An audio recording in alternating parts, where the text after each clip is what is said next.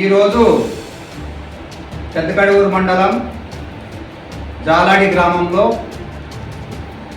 సచివాలయం నందు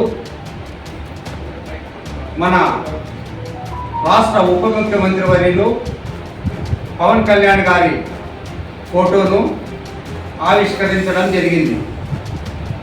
నియోజకవర్గంలో అన్ని సచివాలయాల్లో ఉప ముఖ్యమంత్రి శ్రీ పవన్ కళ్యాణ్ గారి ఫోటో ఉంటే బాగుంటుందనే ఉద్దేశంతో మేము ఇక్కడ ఈరోజు జాలాడి గ్రామంలో సచివాలయం నందు ఆఫీసర్స్ ఇక్కడ సచివాలయం ఆఫీసర్స్ మన వాళ్ళు అందరూ కూడా కోఆపరేషన్తో వాళ్ళ ఆఫీసర్స్ అనుమతితో మేము ఇక్కడ ఫోటోని ఆవిష్కరించడం జరిగింది.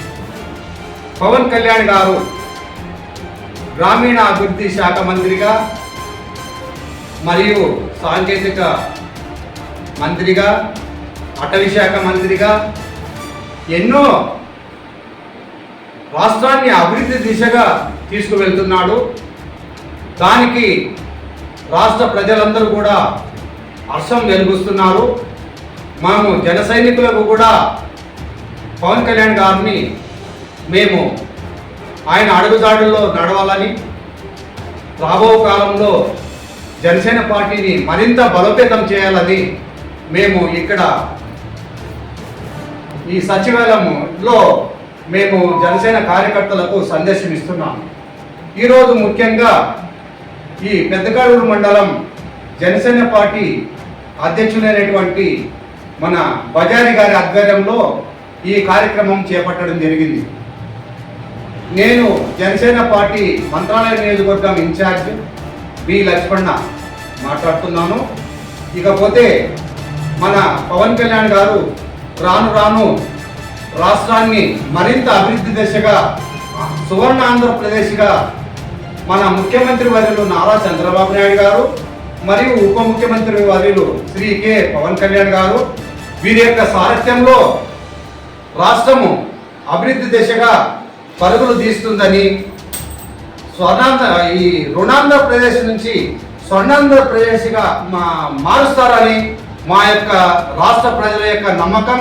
తప్పకుండా మా కోరిక, ప్రజల కోరిక, రాష్ట్ర ప్రజల కోరిక తీరుతుంది. రాష్ట్రం అభివృద్ధి దిశలో పరుగులు తీస్తుంది అనడానికి ఎంత మాత్రము సందేహం లేదు. కాబట్టి మీరందరూ కూడా జనసేన పార్టీ కార్యకర్తలకు ఈ సమావేశం ద్వారా పిలుపునిస్తున్నాను.